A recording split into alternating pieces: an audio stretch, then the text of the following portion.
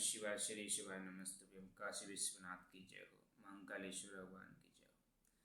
कर्पूर गौरम करुणावतारम संसार सारम भुजगेन्द्रहारम सदा वसन्तं हृदयारविन्दे भवं भवानी सेतं नमामि।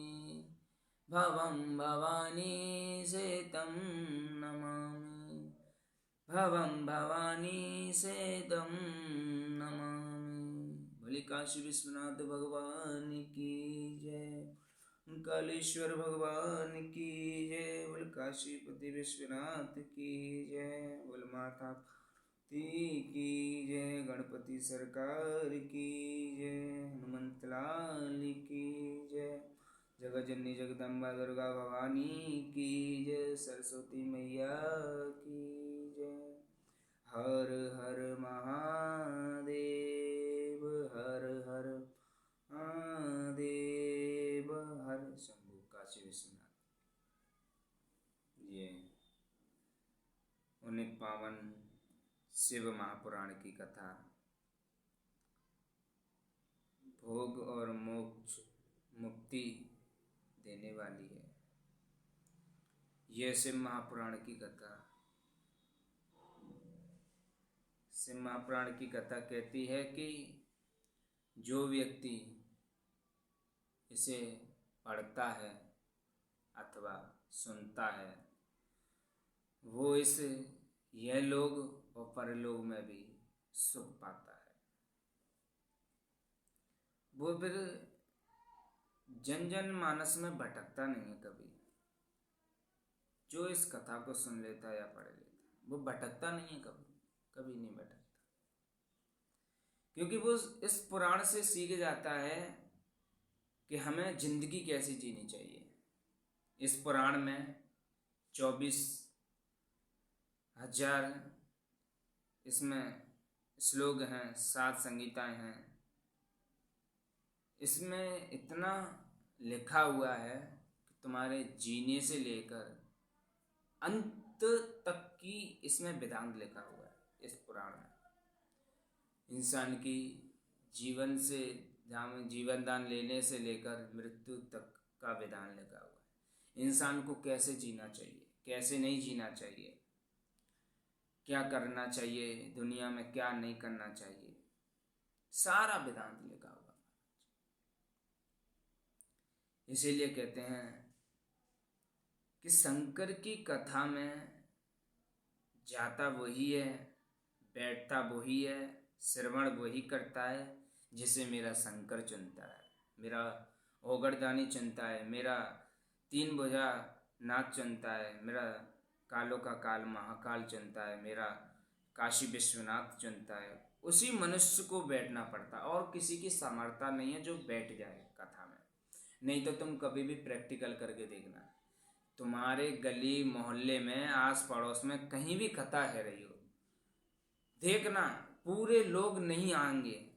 उस गली में कथा हो रही होगी, उस गली के आधे ही लोग आएंगे, आधे नहीं आएंगे। क्यों आएंगे? क्योंकि भगवान न्योता उसी को देता है जो उसे प्रिय लगता है। अच्छा, इससे हमें एक बात याद आती है, सुनो। चलो देखो, मनुष्य बहुत हैं। अच्छा, किसी के यहाँ शादी होती है तो तुम हर एक किसी को न्योता तो नहीं देते होंगे, देते होगा? अरे बोलो तो सही, देते हो? नहीं देते। किसको देते हो? हैं? जम के तो बोलो। अरे दूर बैठे हो कोई बात नहीं। किसको देते हो तुम न्योता?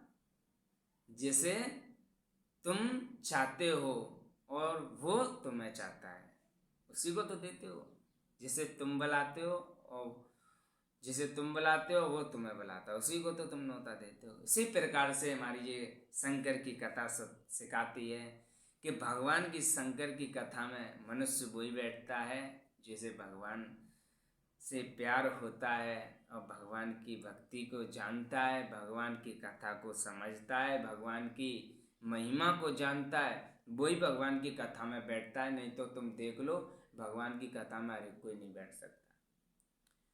जिसको भगवान चुनता है वो कथा में, सत्संग में, भजन कीर्तन में बैठता है, मंदिर दिवाला शिवालय में जाता है। और जिसे मनुष्य चुनता है वो व्यक्ति संसार के मनुष्य के साथ बैठता है। समझ गए? ये इंसान और भगवान की एक मित्रता का प्रेम है। जिसे इंसान से प्यार होता है तो वो इंसान के पास ही जाता है। देखना तुम, अगर किसी को कष्ट आता है तो वो व्यक्ति भगवान के पास नहीं जाता। अगर जिसे इंसान से प्यार है तो उसका जो कष्ट है वो इंसान से कह देता है, कष्ट को सुना देता है। और जिसे भगवान से प्यार होता है वो किसी मनुष्य से नहीं कहता, वो किसी मनुष्य से नहीं कहता। वो सिर्फ भगवान के दिवालय शिवालय जाकर भगवान से प्रार्थना करता है, बाबा मेरे जीवन में ये दुख है, तू नहीं काटेगा तो कौन काटेगा बाबा, अब ये जिंदगी तुझे सौंपता हूँ बाबा, तो अब तू ही संभाल, तू ही संभाल। वो भगवान से कहता है। लेकिन आजकल का मनुष्य मनुष्य से ही कहता है, लेकिन भगवान का तो नाम कब लेता है? जब अंतिम समय आती है महाराज, जब यमराज अपने स्कॉर्पियो ब्लैक कलर की लेके आ जाता है, तब मनुष्य भगवान को पुकारता है। अरे भाई, तुमने किसी को बीमा वाले को देखा है किसी को मरते वक्त बीमा करते हुए? जीते जी बीमा लिखा जाता है, जीते जी पैसे भरे जाते हैं, मिलते हैं। किसी को पेंसिल भी मिलती है तो जीते जी उसका आईडी कार्ड लगता है। किसी का मरने के बाद जब मरते समय देखा तुमने किसी के आईडी कार्ड जमा होता हुआ है? अरे बोलो तो सही, नहीं देखा। तो यही तो भगवान की शंकर की कथा कहती है। क्या कहती है? कि तुम जन्म से, तुम्हारा जन्म मैंने किया है, अब लेकिन तुम्हें जन्म मैंने दो कारणों से दिया है। एक पिछला कर्म का भोग भोगने के लिए, दूसरा इस संसार में भजन भक्ति और अपने कर्म करने के लिए। कर्म भी कई प्रकार के होते हैं महाराज, कर्म से भी हमें बहुत सी बातें याद आती, कथा भी याद आती।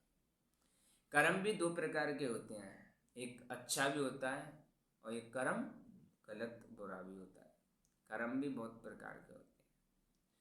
तो हम भगवान क्या कहते हैं कि तुम जब माँ के गर्भ में थे, तो बच्चा जब माँ के गर्भ में होता है तो वो क्या कहता है? हे प्रभु, हे भोलेनाथ, हे शंभु, हे त्रिकालदर्शी, हे भोलेनाथ, मुझे माँ के गर्भ से दूर निकाल दो, जल्दी निकाल दो, मैं तुम्हारा भजन करूँगा, भजन करूँगा, भजन करूँगा। लेकिन महाराज इतनी प्रार्थना तो करता है, लेकिन जब माँ के गर्भ से निकलता है तब महाराज भजन तो एक कोने में, फिर तो कहता है मैं तो भोजन करूँगा, भोजन करूँगा, भोजन करूँगा। फिर उसे भोजन के अलावा कुछ दिखाई नहीं देता। हम मनुष्य की गलती है। भगवान कभी नहीं कहता तुम गलत काम करो, भगवान कभी नहीं कहता। अच्छा, माता और पिता ये कौन है? कौन है माता पिता? ये हमारे माता पिता सर्वप्रथम गुरु और भगवान के समान माने जाते हैं। माता पिता हमारे गुरु और भगवान के समान माने जाते हैं, भगवान के समान। हमारे गणेश जी महाराज ने इस पृथ्वी की परिक्रमा नहीं की थी। गणेश जी महाराज ने किसकी परिक्रमा की थी? अरे बोलो तो सही। माता पार्वती और भगवान शंकर की। तुम्हें मालूम है 7 परिक्रमा भगवान शंकर की पूरी नहीं लगती, आज तक का विधान है। शंकर भगवान की परिक्रमा पूरी नहीं लगती। क्यों नहीं लगती? क्योंकि गणेश जी भगवान ने भगवान शंकर और माता पार्वती की पूरी परिक्रमा लगा ली थी, तो वो सर्वप्रथम पूज्य माने गए इस पृथ्वी पर, और उनका विवाह भी कर दिया था मेरे शंकर भगवान ने विश्वकर्मा की 2 पुत्री के साथ। किसके साथ? विश्वकर्मा की 2 पुत्रियों के साथ। उनके साथ विवाह कर दिया था उनका। तो इस समय फिर कार्तिकेय महाराज आए जब पृथ्वी की परिक्रमा कर कर, क्योंकि दोनों को ये वार सौंपा था जो पहले आएगा लगाकर उसी के विवाह पहले होगा। लेकिन कार्तिकेय महाराज आए तो उन्होंने देखा इधर नारद जी पहुंच गए द्वार पे ही। और नारद को तो तुम जानते ही हो सब, नारद जी कैसे हैं। पहुंच गए, कहने लगे अरे कार्तिकेय तुम कहाँ से आ रहे हो। तो कार्तिकेय भगवान कहने लगे अरे नारद जी हम तो पृथ्वी की परिक्रमा करके आ रहे हैं, 7 परिक्रमा करके आ रहे हैं। ना मानो सो मोर से पूछ लो, हमारे इस क्या बोलते हैं आज के ज़माने में नेताओं के पीछे लगते हैं वो क्या बोलते हैं, गार्ड, हमारे इस गार्ड से पूछ लीजिए, मोर से। तो नारद जी कहने लगे अरे इससे क्या पूछे, मैं तुम्हें बता दूं। तो कार्तिकेय महाराज कहने लगे हम पृथ्वी की 7 परिक्रमा करके आ रहे हैं। हमारे पिताजी ने हमें वचन दिया है कि जो 7 परिक्रमा करके आएगा, पूरी परिक्रमा करके आएगा, तो पूरी परिक्रमा करके आएगा तो उसका विवाह सबसे पहले होगा। इसीलिए हम अपना पिता का फर्ज पूरे करके आ रहे हैं। तो नारद जी ने कहा अरे तुम पूरा करके आ रहे हो और तुम विवाह की बात कर रहे हो। माँ गणेश जी का देखो माँ विवाह भी हो गया और बच्चे भी हो गए उनके। उनके बच्चों का क्या नाम है, क्या नाम है? पहले तो ये बताओ गणेश जी की पत्नियों का नाम क्या है, बोलो। अरे जम कहता बोलो, कथा तो सुनते हो तुम लोग। क्या नाम है? रिद्धि और सिद्धि। किसका नाम है?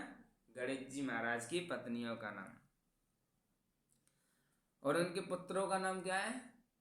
गणेश जी भगवान के पुत्रों का नाम क्या है?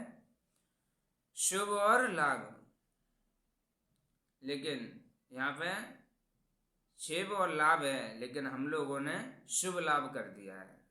यहाँ पे शुभ लाभ लिखा है, शुभ लाभ, लेकिन हम लोगों ने शुभ लाभ कर दिया है। अब ये पता नहीं किसने किया, ये हम नहीं कह सकते, लेकिन यहाँ पे शुभ लाभ लिखा है। लेकिन अब आजकल के देखोगे द्वार पर तो शुभ लाभ लिखा रहता है। वो भगवान शंकर के गणेश जी महाराज, भगवान शंकर के पुत्र गणेश जी महाराज के पुत्र हैं और उनकी 2 पत्नियां गणेश जी महाराज की, एक रिद्धि एक सिद्धि। तो उन्होंने क्या, नारद जी ने अरे उनका तो विवाह हो गया, तो इधर इन्होंने आग भड़का दी। आवाज़ का देखना जमाना ऐसा ही होता है, किसी में थोड़ी चिढ़ान नहीं लड़ाई है रही हो तो दूसरा नॉन मिर्ची झोंक जाता है आकर, कैसे भी ना कैसे लड़ाई हो। और नारद जी तो यही, नारद जी का तो काम ही यही है, ये आगे वहाँ कहना, आगे यहाँ कहना, नारद जी का तो काम ही है यही है।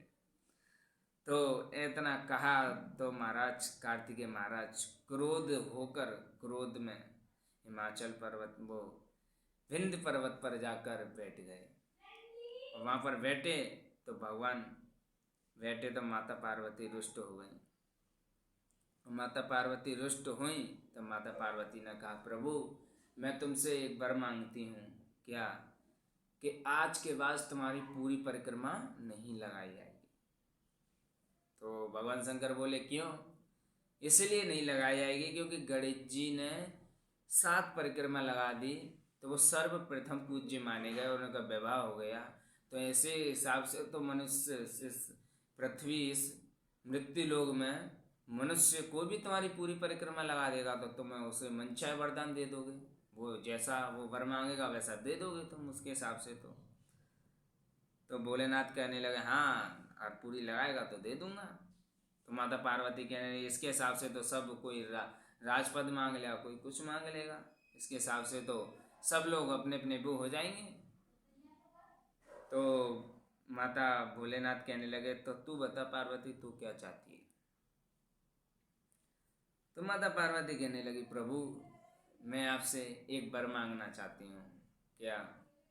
तो माता पार्वती ने कहा हे भोलेनाथ, हे प्रभु, हे मेरे प्राणनाथ, आज से तुम्हारी परिक्रमा आधी ही लगेगी, पूरी नहीं लगेगी।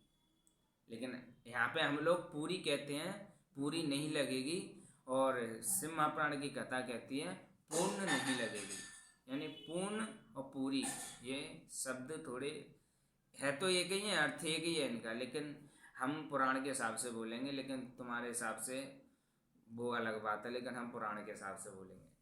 तो इसका अर्थ तुम समझना है, का पूर्ण नहीं लगेगी और तुम कहते हो पूरी नहीं लगेगी, ठीक है, फर्क इतना है। तो आज तक भी शंकर भगवान की पूरी परिक्रमा नहीं लगती है, आज तक, और नहीं लगानी भी चाहिए, लगानी भी नहीं चाहिए भगवान शंकर की पूरी परिक्रमा, क्योंकि शास्त्र मना करता है। क्योंकि माता पार्वती ने उस जगह वर मांगा था, तब भगवान शंकर और माता पार्वती विंध्य पर्वत पर जाके गए और वहाँ पर बैठे, तो वहाँ पे मल्लिकार्जुन के नाम से वे भगवान माता पार्वती और भगवान शंकर मल्लिकार्जुन के नाम से जाने गए। अब लोग कहेंगे मल्लिकार्जुन के नाम से कैसे जाने गए, तो सुनो, भगवान शंकर बन के गए थे मल्लिका कौन बन के गया था, माता पार्वती, लेकिन मुझसे थोड़ी गलती होगी, क्षमा चाहता हूँ। मल्लिका बन के गई थी माता पार्वती और अर्जुन बन के गए थे मेरे शंकर भगवान, इसीलिए उनका नाम मल्लिका अर्जुन एक 12 ज्योतिर्लिंग में आता है, ठीक है। अब कोई कहे 12 ज्योतिर्लिंग में मल्लिकार्जुन नाम कैसे पड़ा, 12 ज्योतिर्लिंग कहाँ से पैसे प्रकट हुई, तो ये कह देना, ये कथा सुना देना। अगर इसको नहीं विश्वास हो तो मेरा इस यूट्यूब चैनल पे नंबर डला हुआ है, मेरे से कांटेक्ट करना, और कांटेक्ट करोगे तो मैं उसे लाइव में वीडियो कॉलिंग पे इस शिव महापुराण के माध्यम से मैं उसको लाइव दर्शन कराऊंगा, इसमें लिखा हुआ है वही दर्शन कराऊंगा। मेरी नहीं मानोगे तो उस पुराण की तो मानोगे कम से कम, क्योंकि आजकल के विश्वास नहीं होता है इंसानों पर, क्योंकि इसीलिए विश्वास नहीं होता, इसीलिए जज को रखा जाता है कानून के तौर पर, किसके खिलाफ जाया वो है, इसके हिसाब से निर्णय जज देता है। उसी प्रकार के अगर किसी को विश्वास ना हो तो वो हमसे वाईफाई मोबाइल से कर लें और हमें डायरेक्ट कांटेक्ट कर लें, तो हम उसको पुराण के माध्यम से समझा देंगे। अगर किसी को शंका हो तो, किसी को विश्वास ना हो तो, विश्वास हो तो भगवान को विश्वास रखकर भगवान को मानते चलें, क्योंकि हम जो कथा कहते हैं वो भगवान शिव को सामने रखकर, और जो इसमें लिखा है वही कहते हैं, और कोई गलत नहीं कहते। क्योंकि गलत इसलिए नहीं कहते कि हम गलत किसी को शिक्षा देंगे, हम किसी को गलत शिक्षा देंगे तो वो शिक्षा हमें दुखदायी देगी। कौन देगी? भगवान शंकर हमें कष्ट देगा, तो मैं नहीं देगा, क्योंकि वक्ता को हमेशा भगवान दंड देता है, श्रोता को नहीं देता, क्योंकि तेरे वजह से उस व्यक्ति ने ऐसा किया है, तेरे वजह से उस व्यक्ति ने ऐसा किया है। अगर तू ऐसा ना कहता तो वो व्यक्ति ऐसा न करता, और ना करता तो उसके हाथों से, उसके शरीर से, उसके मन से, उसके दिल से ये पाप नहीं होता। अब सुनो, हाँ, इसे एक कथा याद आती है मुझे, एक है कि तुम्हारे वजह से एक कथा याद आती है। दान होता है, दान, आजकल लोग दान बहुत करते हैं, दान की महिमा बताते हैं आज हम। दान करो तो आजकल साधु संत महात्मा ब्राह्मण लोग आते हैं, तो किसी किसी को देखना, अगर जो ब्राह्मण देवता, जो साधु संत भोजन से संतुष्ट हो जाए तो समझ लेना वो असली दान और असली साधु संत है। अगर वो अन्न ग्रहण ना करे और तुम्हारा भोजन ग्रहण ना करे, वो कहे कि हम अन्न ग्रहण नहीं करेंगे, हम तो अन्न ग्रहण करते नहीं हैं। आजकल लोग बहुत ढोंग तरपंच करते हैं, क्योंकि आजकल लोग ऐसा कह देते हैं हम भोजन नहीं करेंगे, हमें तो धन चाहिए, हमें तो धन चाहिए, हमें धन चाहिए, तो समझ लेना वो असली साधु संत नहीं है, असली वो संत महात्मा नहीं है, असली वो गुरु नहीं है, असली वो कोई व्यक्ति नहीं है, क्योंकि धन के पीछे वो एक पाखंड बनकर घूम रहा है, भगवान का एक नाम सारा लेकर घूम रहा है, भगवान का पाखंडी होकर घूम रहा है। क्योंकि पाखंड किससे कहते हैं? जो भगवान को समझता नहीं है, भगवान के विरुद्ध चलता है, उससे पाखंड कहते हैं। पाखंड का अर्थ होता है जो हमारे शास्त्र कहते हैं उस शास्त्र को हम माने नहीं, उस पुराण को हम माने नहीं, हम भगवान को नहीं माने, उसका नाम है पाखंड, उसका नाम पाखंड है। ये अगर कोई तुमसे पूछे कि पाखंड का अर्थ क्या है, तो ये अर्थ कह देना कि भगवान को नहीं मानता, भगवान के शास्त्र को नहीं मानता, उसका नाम पाखंड है, वो भगवान को नहीं मानता, वो व्यक्ति पाखंड के रूप में कहलाएगा, वो शब्द पाखंड हो जाता है। अगर तुम दान सही करोगे, अन्न दान करोगे, अन्न दान सबसे बड़ा होता है, धन दान नहीं होता। धन दान कहाँ किया जाता है, अन्नदान कहाँ किया जाता है, ये हम बताएंगे तुम्हें आज हम अन्नदान क्या किया जाता है। अन्नदान भूखे को किया जाता है, भूखे व्यक्ति को अन्नदान किया जाता है। और धन का दान कहाँ होता है, सुनो, धन का दान कहाँ होता है। धन का दान हमेशा सत्संग, कीर्तन, भगवान भजन, भंडारा भोज, देवालय शिवालय, तीर्थ यात्रा में अन्न जे दान होता है। किसका, पैसों का दान, पैसों का दान होता है ऐसी जगह पर। जैसे तुम्हारे पास दान करने की, पैसा दान करने की क्षमता है तो तुम 1000 रुपये, 100 रुपये, 1 रुपये, 10 रुपये, 20 रुपये, जितना तुम्हें दान करना है पैसे का, धन का दान करना है तो तुम देवालय में करिए, शिवालय में करिए, भगवान की सेवा में करिए, भंडारे भोज में करिए, तीर्थ यात्रा में करिए, कोई भूखे को भोजन करा दीजिए, किसी की बीमारी से, रोग से घिसिट है या रोग से पीड़ित है उस रोग में लगा दीजिए, या किसी की हेल्प कर दीजिए। ऐसी पैसा मत देना, खुद करना है ये काम को, तो वो तुम्हारा दान भगवान के खाते में लिखा जाता है। अगर तुम उसको पैसा दे दोगे और तुमने पैसा दे दिया, उसने मांस मदिरा, दारू, मांस मदिरा या कोई गलत काम कर लिया तो उसका दंड भोगना पड़ेगा देने वाले व्यक्ति को। देने वाले व्यक्ति को दंड भोगना पड़ता है, ना कि लेने वाले को। देने वाले को दंड भोगना पड़ता है, हाँ लेने वाले को भी भोगना पड़ता है, लेकिन सबसे ज़्यादा देने वाले को भोगना पड़ता है। लेने वाले को इतना नहीं भोगना पड़ता, क्योंकि लेने वाला व्यक्ति को इसलिए नहीं भोगना पड़ता क्योंकि तुम किसी को कुछ भी दे दो, कितना भी धन दे दो, वो लेने से कभी मना नहीं करेगा। लेकिन देने वाले को सोचना चाहिए कि सही जगह लगा रहा है कि नहीं लगा रहा है, ये सोचना चाहिए उसको, लेने वाले को, देने वाले को, कि वो सही लगा रहा है कि नहीं लगा रहा है। इसी प्रकार से हमारी ये कथा है। अगर हम किसी को अच्छा सुनाएंगे, इस पुराण के माध्यम से अच्छा कहेंगे, तो व्यक्ति का, उसका जीवन सुधर जाएगा। अगर हमने गलत बता दिया तो दंड हमको झेलना है। इसीलिए हम इस पुराण के माध्यम से कोई गलत शब्द नहीं कहते, कोई गलत वाणी नहीं बोलते।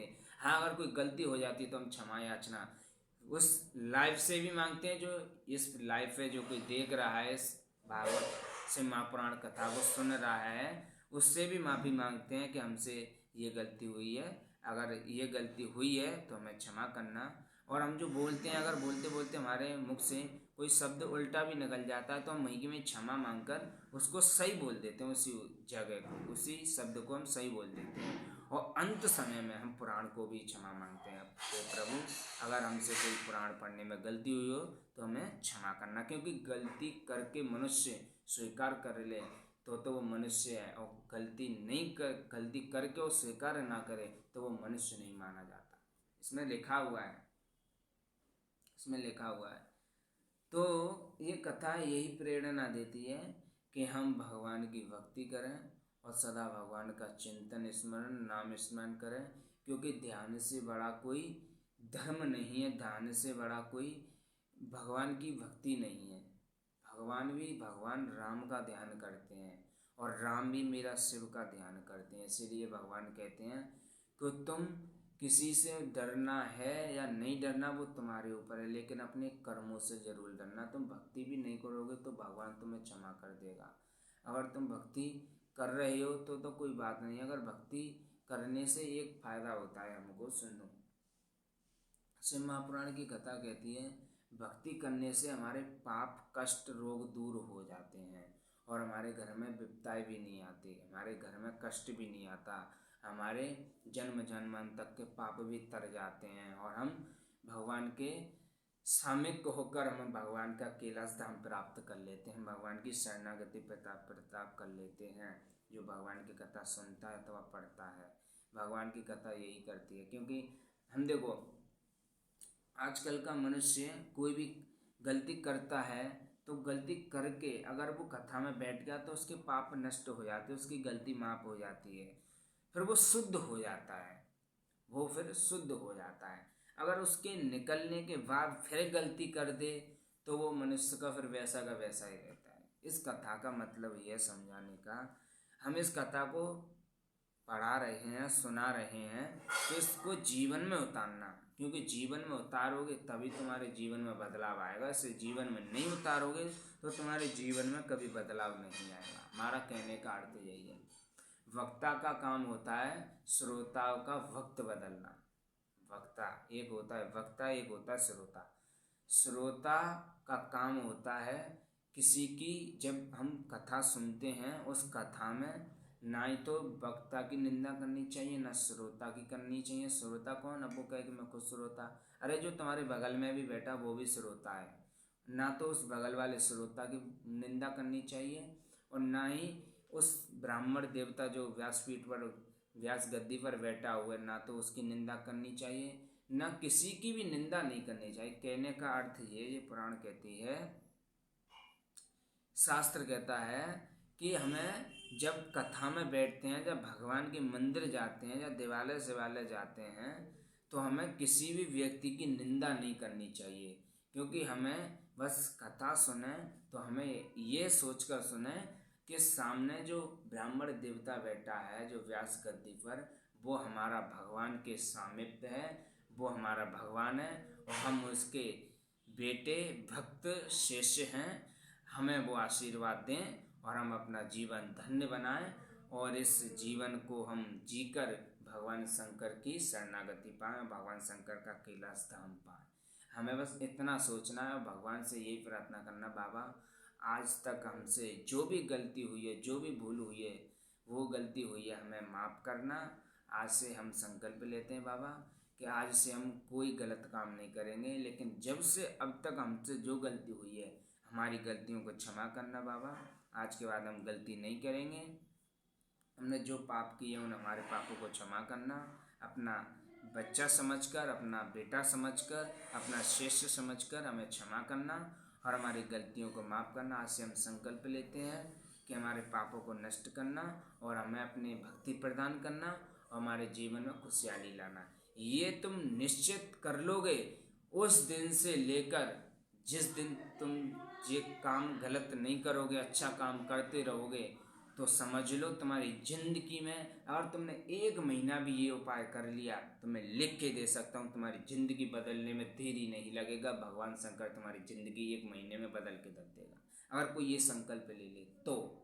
क्योंकि भगवान शंकर कहते हैं मैं जैसा विश्वास दिलाता हूँ उस विश्वास पे कोई चल ले, उस विश्वास पे कोई चल ले तो उसकी जीवन सुधरने में टाइम नहीं लगता। अगर कोई विश्वास नहीं करता है तो व्यक्ति धोखा खाता है। कैसे?